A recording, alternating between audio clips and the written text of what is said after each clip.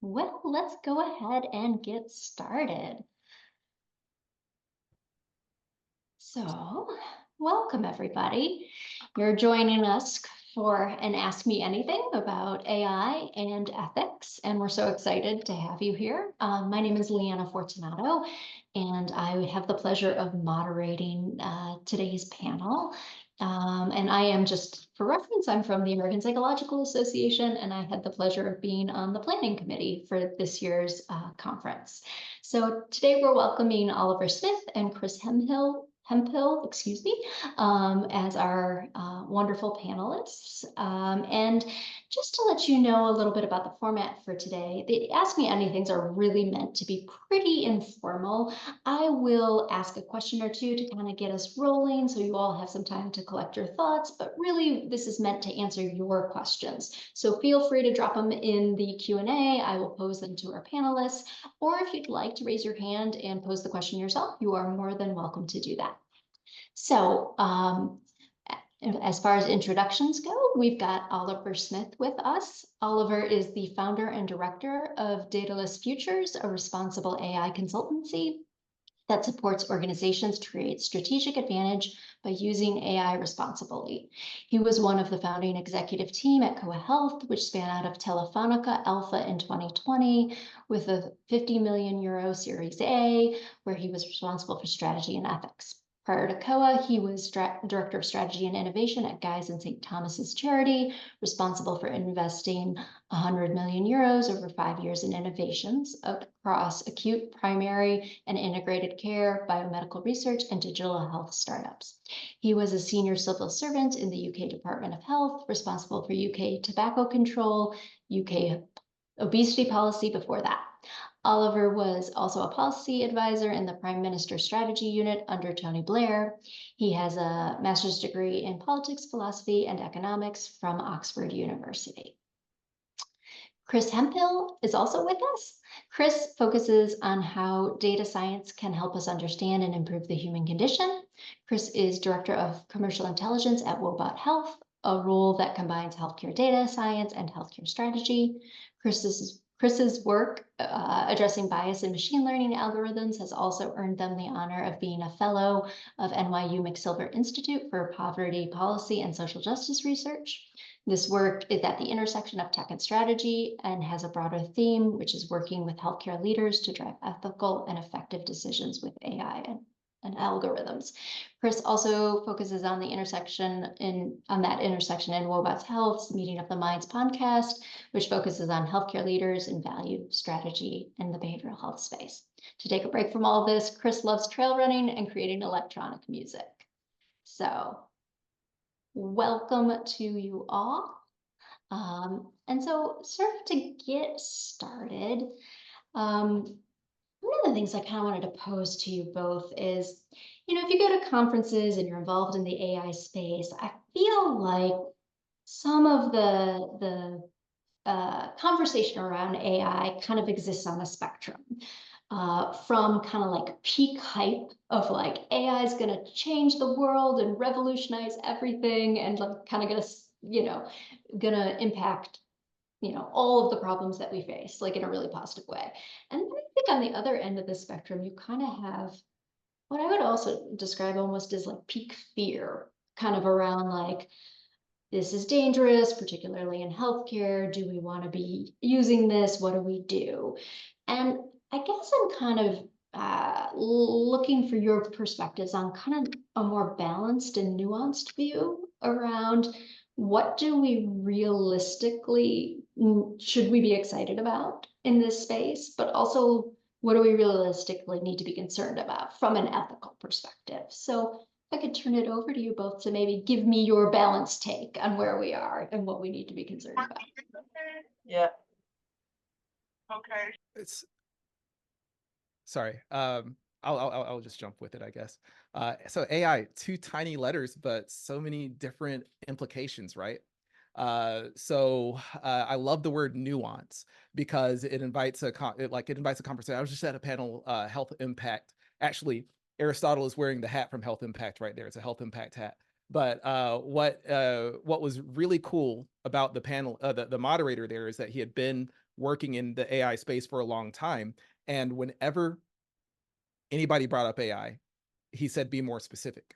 And what that helps with is understanding that there are so many hyped up, bloviated use cases, but there are also people that are conducting approaches with the right type of research and identifying with and understanding the right system of incentives to optimize for, and then incorporating that into broader product strategy. So I think that, gosh, going to a conference and being AI to death is extremely irritating. But having like when we can have real nuanced conversations about what are the what are we actually trying to do? What are the ways that we're trying to impact patients or empower clinicians? Like when we can get down to specific business use cases and clinical use cases, then we can have conversations about those, knowing that the broad conversation around AI includes all kinds of approaches, from things like predicting, making predictions of healthcare conditions using EMR data to chat bots and things like that. Let's get specific. Let's understand what kind of outcome we're trying to drive for and discuss whether or not this is the best approach. I would absolutely. It's super tiresome, isn't it, when you go to a conference and people are like, AI is going to save the world or AI is going to destroy the world. It's like, yeah, maybe something in between, maybe. I think that what it shows is that the people that are creating AI, and a lot of people who are talking about AI, they don't really know. They're not experts in any of the domains that it might actually be used in. And I think that's actually really important for us to remember, because the opportunity and I think the duty for people that work in health is for us to set in mental health, is for us to say, what are the outcomes that we want to achieve? And what does that therefore mean for how we could use AI in the context of our care systems and our care pathways and what we do and training and all of that, and start to actually guide the conversation. Because what troubles me, I think, more than anything about that kind of dichotomy that you're talking about is that it suggests that kind of AI lands from space and we just kind of have to react to it. And I actually think the opportunity and duty we have is to shape it and say, no, it's going to go in this direction. It's going to help us get to the better care that we want for all the people that we serve. I want to piggyback a little bit on that. I'm sorry about using the word piggyback over and over again, but you keep saying great stuff. I got to jump on it. So one thing is, if we have a strategy, if we have a charter to help patients improve outcomes, drive revenues, et cetera, whatever that charter may be, the presence of a new technology shouldn't change the charter. The charter shouldn't then be go acquire that technology. The question really should be, are there ways? Is there an overlap between what that technology enables and the types of things that we're trying to do? 100%. Thank you both for those thoughts and bringing, some nuance to the discussion. I appreciate that. I'm also curious, both of you are really experts in this space and have been involved for quite some time. I'm curious if you've seen any change in the discussion around ethics and AI, for the sort of discussions that were happening maybe a couple of years ago versus the kind of discussions you hear today around sort of the things that we need to be thinking about from an ethical standpoint. I've seen a big shift from there was a period from maybe 2016 or so onwards where it was all about ethical principles, and everyone was writing an ethical principles document, and that was going to be the thing that solved it. And then people realized that actually you can't just write a document and imagine that then that's going to kind of change everything. You really need to work out how to implement this and how it needs to be embedded within your organization and what outcomes your organization wants to achieve and what values your organization has. And also you need to have a meaningful participation of the people that you're serving, that work with you and that you affect, and that's all really needs to come together to be able to land this. And I think that's partly because the discussion has moved from the discussion AI ethics has kind of moved from a kind of pure philosophical discussion to one that's I think also now much more embedded in the kind of science and technology studies, with a sense that technology is a kind of it's social, right? It's not just a kind of neutral thing. It's very much kind of socially constructed. And I think that's just brought a lot more nuance with it as well. And I think that's a really I think it's been a really helpful development because it means that it's allowing it to kind of sit in a much more realistic place. I have to, so we have different backgrounds, and I have a different experience since 2016. So I'm sure that there's different backgrounds of the call. So I wanted to share my perspective as working in the United States healthcare B2B SaaS industry, which in like from the 2016 to, let's call it 2021-ish, 2020, maybe people were starting to be aware. 2019 was was a really big change in my world. I'll get into that in a second. But like I'd come up hearing phrases and ideas like the data never lies, and in my opinion, an over trust on what smart people with maths could do and say. So like people are in my opinion, like now that we just see this stuff more often, and I think that like there was a big point, at least in my career, where Dr. Ziad Obermeyer evaluated a set of algorithms by I believe OptumCare, and identified that this was a set of algorithms to identify who belongs in a high risk program for deeper interventions in their care. And what Ziad's paper found was that given the same number of comorbidities, a Black patient was 3 times less likely to be referred into that program than a white patient. That, in my opinion, like Stat News picked it up, Scientific American picked it up. It got a whole lot of headlines in circulation. Not huge, not explosive, not hype levels, but it was like a turning point. Everybody refers to, like a whole lot of people refer to that paper when referring to bias in AI. So it for me, from my perspective, like that kind of more industry idea, a lot of people weren't necessarily aware of these capabilities, but they were kind of, I guess, browbeaten by like how math functions, but now they start realizing that there are chips in the armor and that the emperor wears no clothes. Yeah, thank you for that. And I think, you're sort of highlighting something that we talk about a lot in this space is, the quality of the data, that the AI is trained on is, imperative and has, wide ranging effects on what is then done with the technology. And so we have a question in the chat that I think kind of relates to this. And so Katie asks, could you go over your thoughts on the ethics of training data? Often it is if something is posted on the internet, then it is meant to be seen and used. But I have seen a lot of artists get up in arms for AI creating images from learning their art style. How do we as scientists ethically procure and use training data? Oh, this is such a big question. It's such a deep question. Look, I don't have a really good worked out answer in this because I think this is something that is absolutely live at the moment. I will say that I think that the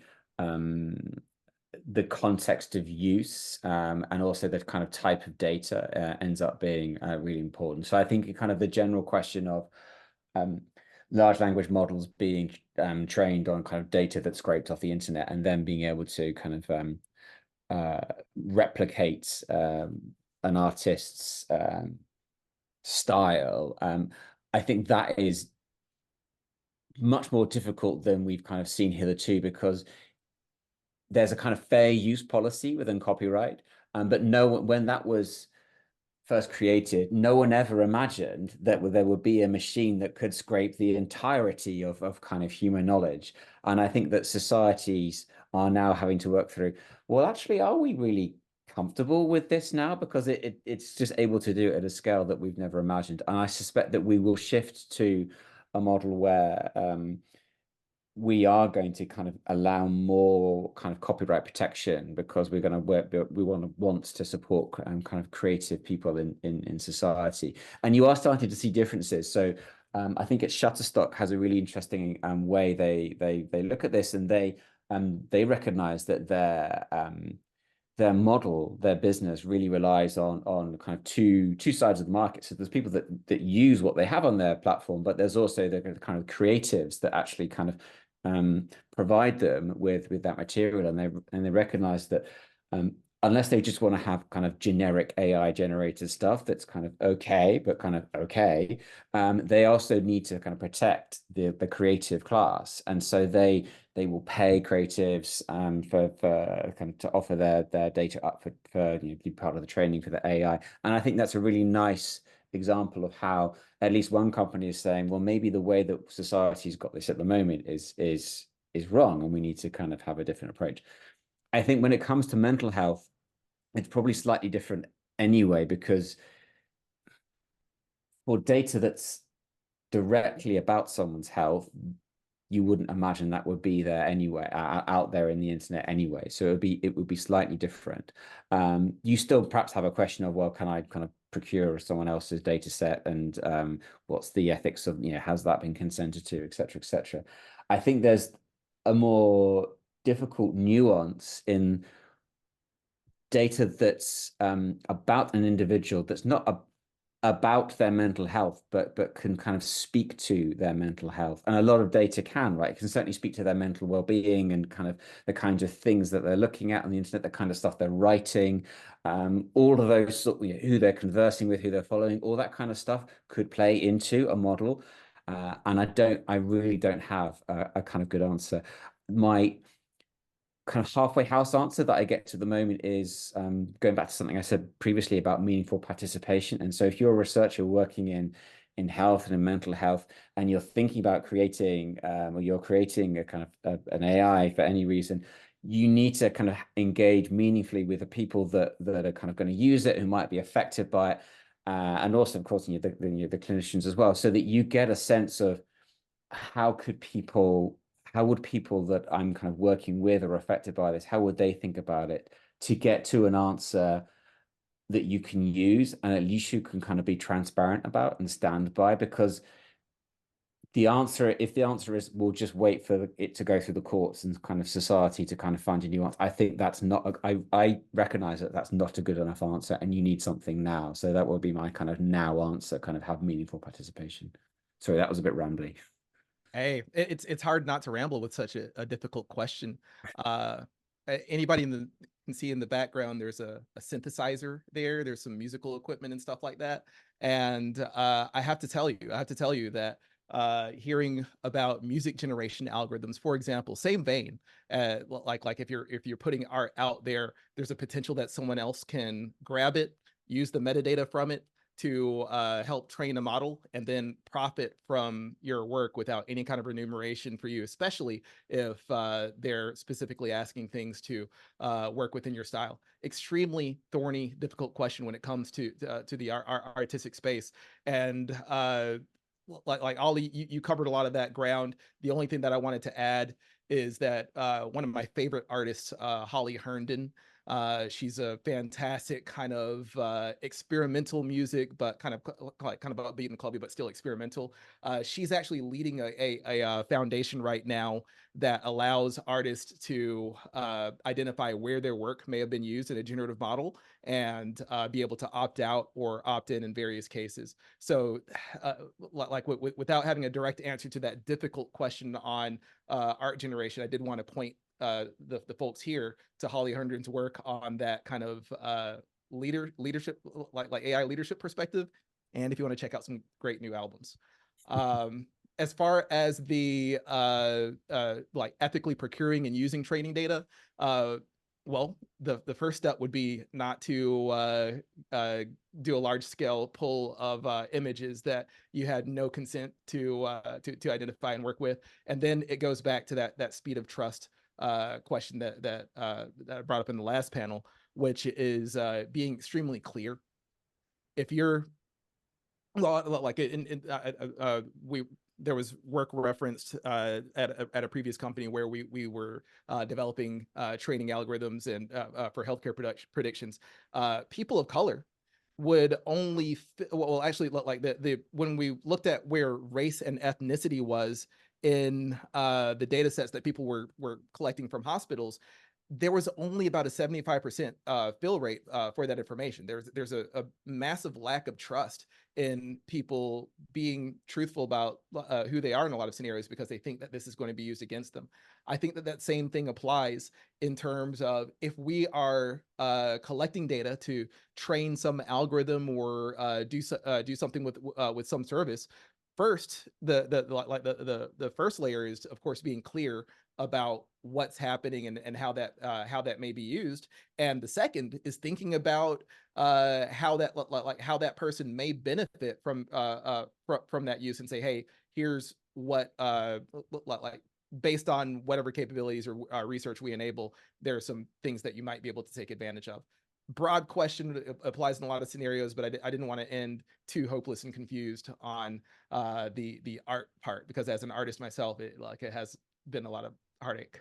Yeah, absolutely. It's certainly an area of much concern for many. So I appreciate your thoughts on that. In terms of you sort of touching on this idea of transparency and consent, and I know that that's sort of an ethical concern that comes up a lot in the AI world, particularly when we're thinking about healthcare in general, but digital mental health as well. And so I'm curious your thoughts on sort of the ethics around explaining to patients, consumers, the way in which AI might be used in their care. So I think obviously if it's conversational agent, maybe that's more obvious.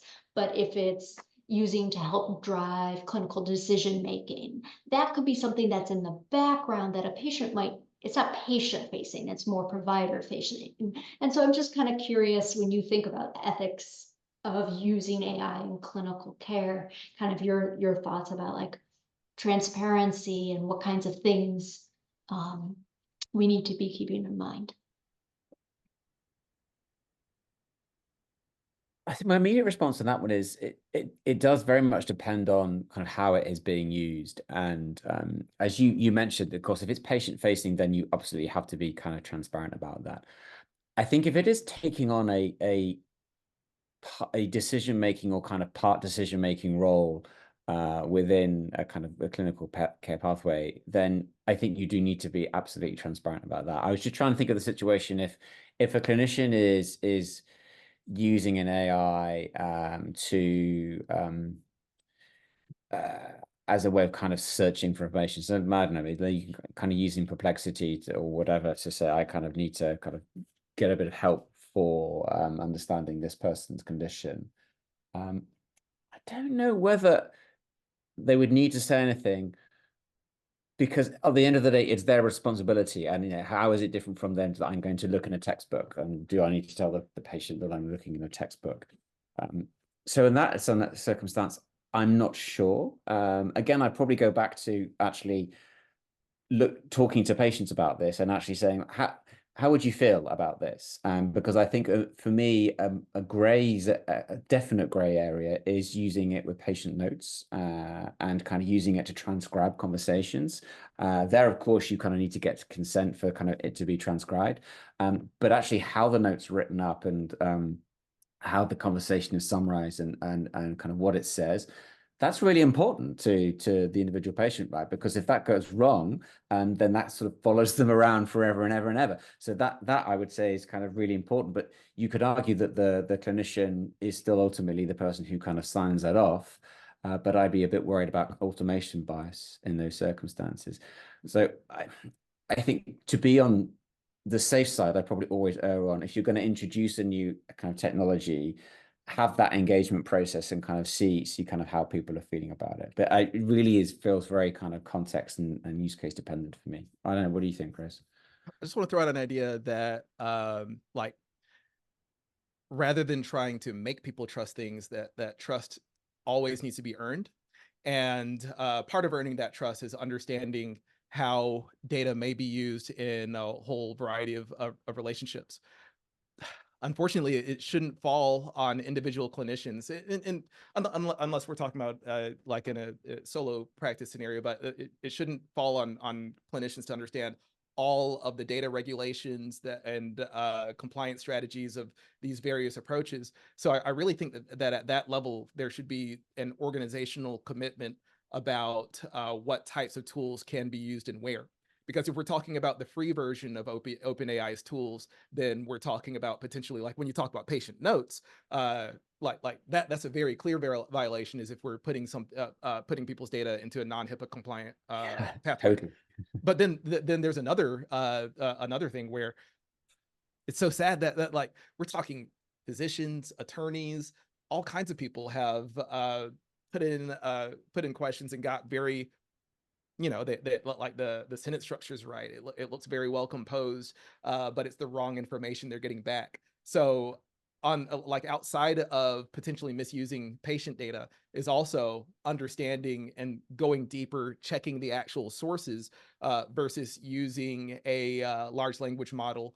Like maybe large an LLM can help like get some questions through and help skim the surface of some ideas, but we should always back that up with what's available in the literature, because there are lots of cases where answers, names, information, publications have been fictionalized by these approaches, and we just want to make sure that, hey, we're not using that as a source of truth, maybe to help with ideas, but not as a source of truth.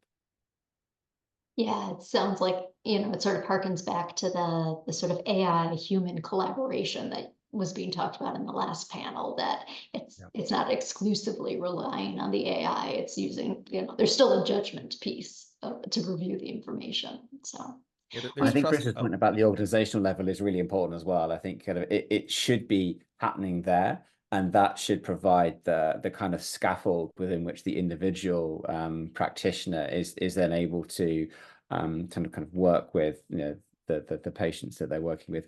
There's of course always then an individual responsibility, but that in itself should also form part of that scaffold. It should be supported, right? Because there needs to be the training and the kind of, here's how you should do this, and here's how we got to this decision as an organization, the kind of process. You'd arguably want the clinicians to be part of that process, and depending on the size of the organization, they can't all be, but some representatives should be. So I think that organizational level is crucial. Chris is right.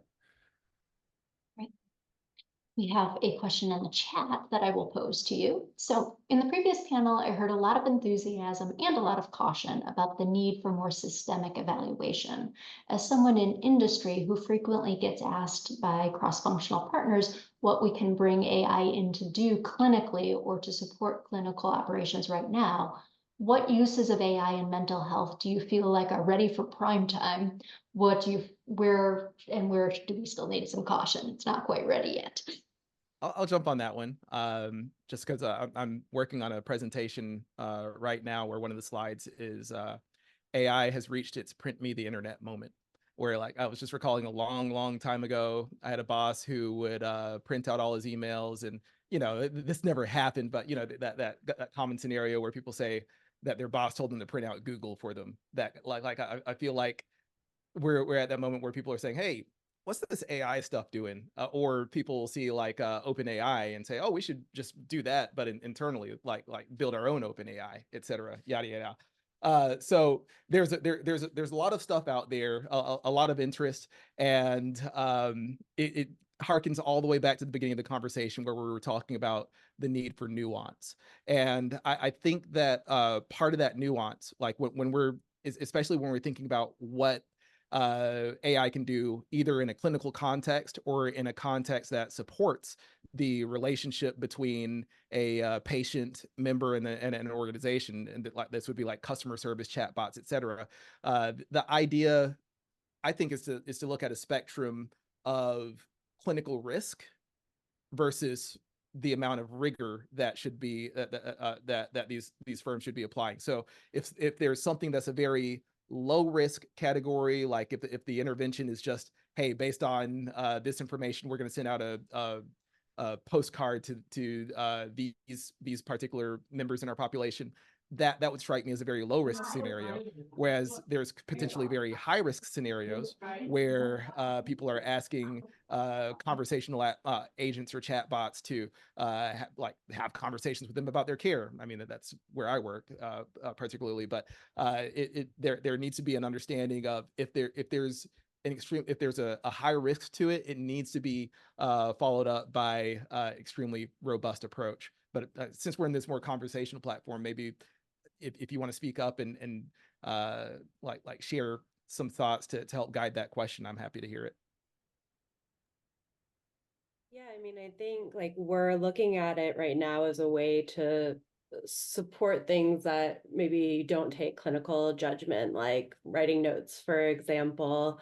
But there's a lot of interest, especially from our product folks, of like, oh, I see in other places it diagnoses better. And as Allison said in the last meeting, like our clinicians are not great at diagnosing. And so there's a lot of like excitement and enthusiasm for things like clinical decision making or diagnosing, and we're trying to figure out like where these lines are. And like, you know, again, we will always have the human element, but like what can we offload of our sort of clinical tasks to technology to improve efficiency and also like accuracy, and systematize things where maybe clinicians aren't great at doing some of that. Well, one major component, like knowing that the human is going to be remain in the loop, you have to look at what the workflow is. Like, let's take an example. Once a note is generated, well, if a note is generated and it's directly sent to a patient, we have a major problem, because they like we might think that like summarizing might be a mundane task, but because we're dealing with clinical sensitive information, it could interpret the conversation in a different way than actually transpired, and provide some wrong interpretations of what was said, how it was said, etc. So those like any workflow that you're evaluating, especially in these high risk scenarios, one just a little piece of idea is that there should be some sort of clinical evaluation, or like in a lot of cases. And I only recently learned about some of the deeper aspects of like the nuanced communications of the world.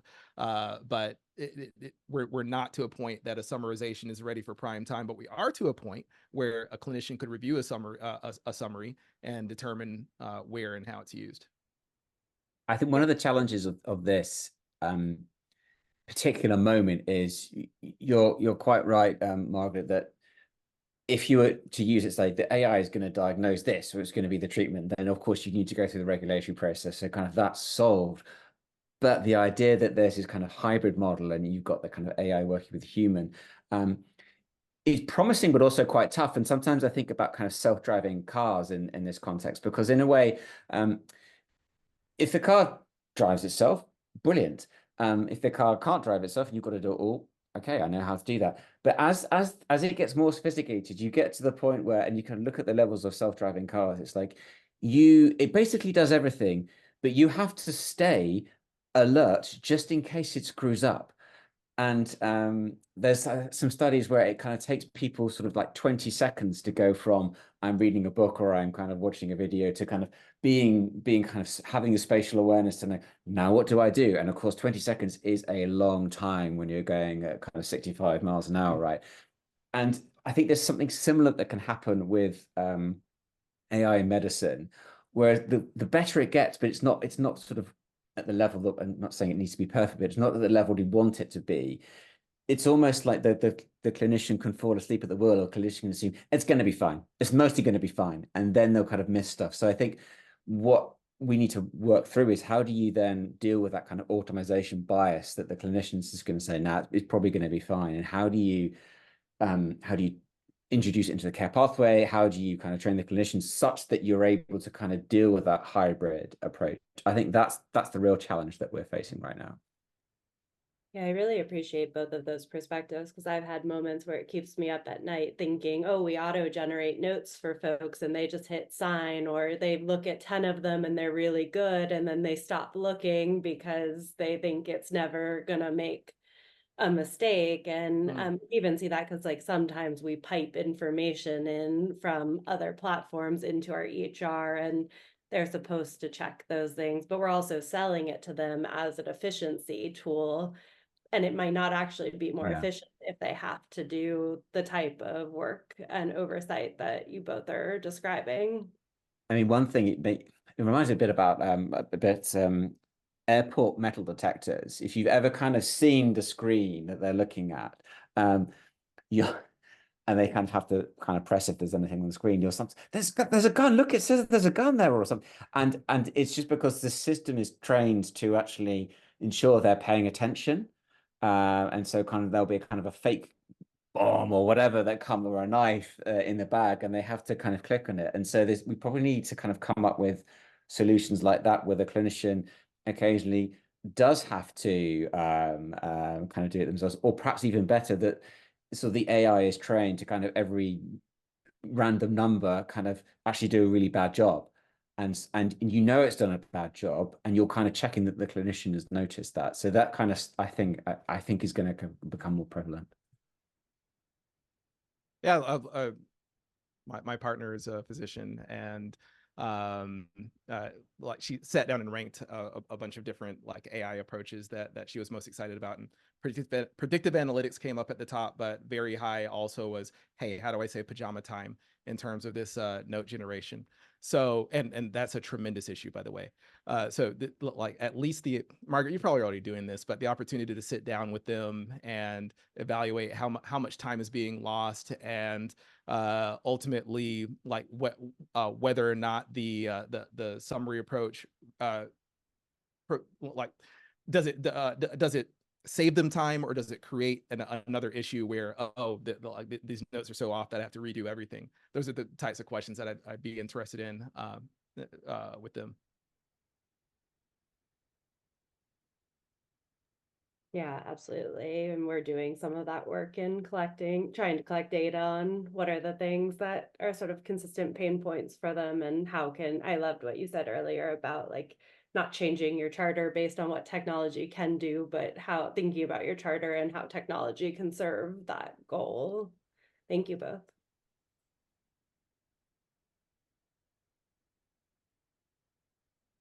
I'm curious from both of your perspectives, you know, when you think about organizations or companies that are really prioritizing sort of ethics in their products or their services, like, what do you see? You know, like sort of the orgs out there that are doing it well, like what kinds of things for you really highlight, wow, this is an organization or a company that really takes this very seriously? Can I talk about my baby? Please. Okay, so my baby is at the previous company I was at. I co-led a scenario that helped identify where our algorithms were underperforming across race. So after I left the company, you know, I'm reading these headlines where responsible AI teams are being shuttered at the likes of like Microsoft and Google and things like that. Which but that of course prompted me to keep in touch with the data science team there and ask like every quarter, hey, is my baby alive? How's she doing? And the reason it like I'm really proud that after 2 years of being gone, the project lives on and has evolved into also taking those predictions and looking at the intersection of race and gender. And I think that what has helped that program remain is because it's aligned to the incentives that the health organizations that company served has.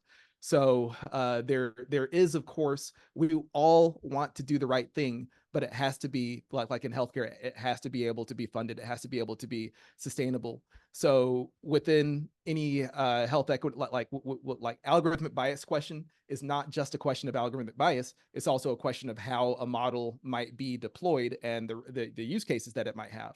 Then on top of that, it's a question of how well that use case and how important it is to address and mitigate that bias, how we align that with the incentives of clients and healthcare systems as well.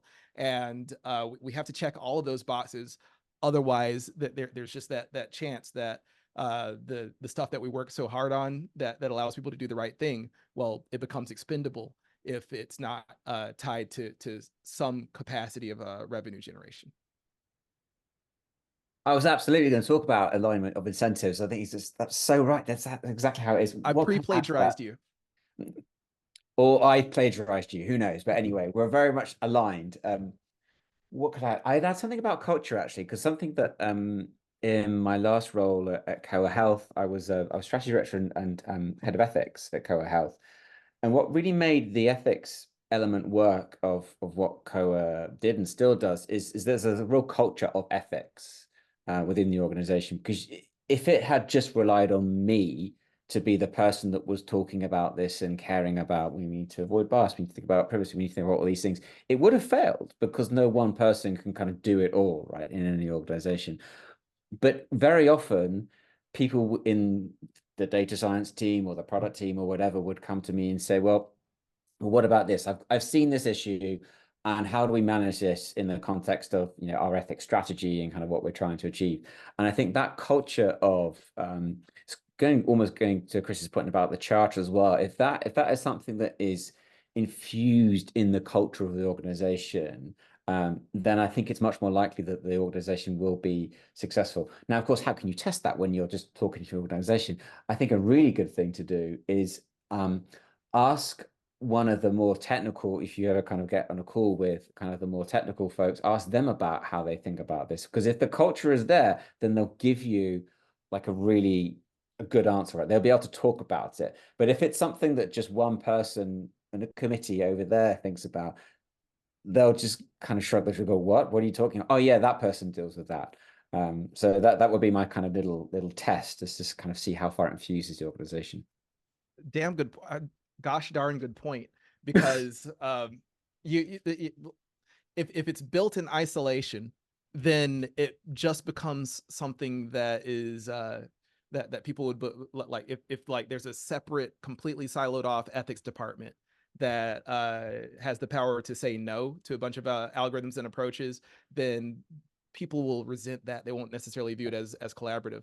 But if you build from the ground up with the interest of product teams, sales teams, etc., like bring in all that input and design it with all their involvement, then you have something that can get that cross organizational support and hopefully long-term viability.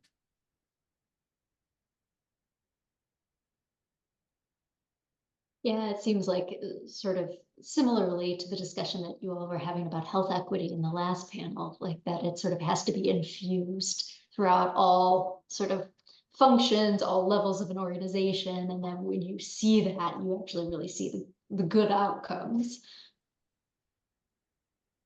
Yeah, I did an interview with Letitia Reyes Nash on health equity, and the thing that really stands out, I don't know, I'm name dropping here, but she said health equity is not a side project. It should be center to the entire organization. Those words just stuck with me for a long time.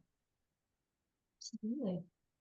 Yeah, I think in a similar vein, sometimes when I talk to companies about ethics and AI, they sometimes seem to have a perspective that ethics is something that they can kind of add in at some stage. And I'll just kind of sprinkle some ethics now. Thanks very much. And I'll always say to them, whether you've thought about it or not, your organization has an ethical stance, right? It has a set of values, and it will be privileging some values over others. And the important point, I'm not saying that's necessarily wrong, but the important point is, have you thought about it? Have you thought about what that ethical stance is, what ethical position is, what trade-offs that you're making? Because what you need to do is be intentional about this and understand it, because only then can you do something about it. But there's no getting away from this. There's no position where I'm kind of aethical, not unethical. I'm aethical, and then I just become ethical, right? Doesn't work like that. It's interesting you say that, because I think, often that's where those companies tend to lose clinicians, providers, because it's so ingrained into everyone's training that you can kind of tell when it's an afterthought. And I think that's where some of the appropriate concern happens with AI around, are companies really doing this well? Are you taking patient data as seriously as I am? Yeah. Oh. Well, we've got a few more minutes. And so I guess certainly if anyone else in the audience has any more questions, please do pop them in the chat. I want to make sure we've got ample time for that. But while we're waiting, I guess, given the complexity of this space and all that needs to be thought about to do it well, you know, ethically with a health equity lens. Like, how would you rate how we're doing? Like, where is the field? You know, are we doing a good job? Is there a lot of room for improvement? Like, where do you ballpark it?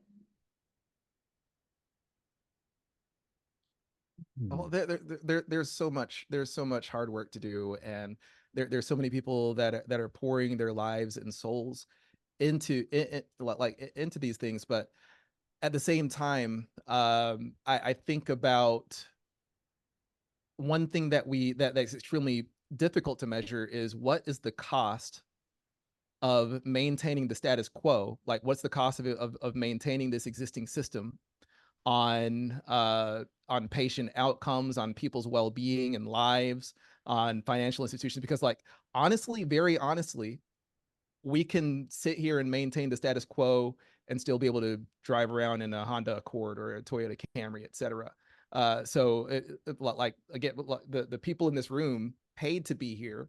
Nobody held a gun to our head and said, "Hey, let's focus on ethical considerations." So I think that we need to be again, it's extremely hard to measure because it's this crazy counterfactual. But I think that there is a major cost that we need to consider to maintain the status quo, because at the same time, like, if we hem and haw and we don't identify the types of solutions that might work for patients.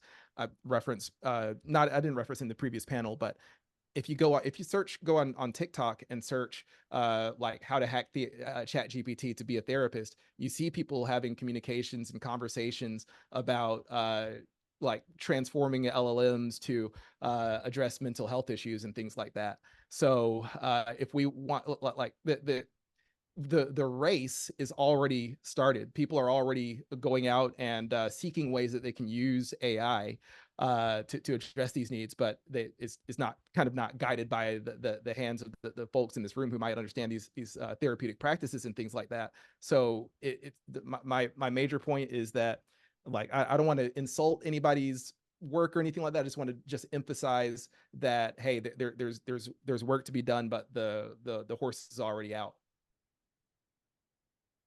Building that, I think that I kind of want to reframe the question in a way, because I think that there's a danger in framing it how you have, and many people frame it this way, so this is not me getting at you, that it tends to look at the system that we have now is good, and we just need to make sure that kind of AI kind of comes in a good way. But Chris, I think you'll get into this as well. The system that we have now isn't doing what we need it to do for millions of people.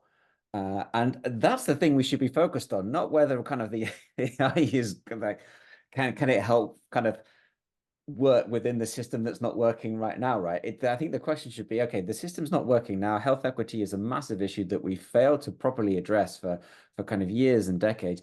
Maybe this technology can help, but we've got kind of bigger sets of problems that we should be dealing with. So if I could kind of slightly push back, I think we should reframe the question.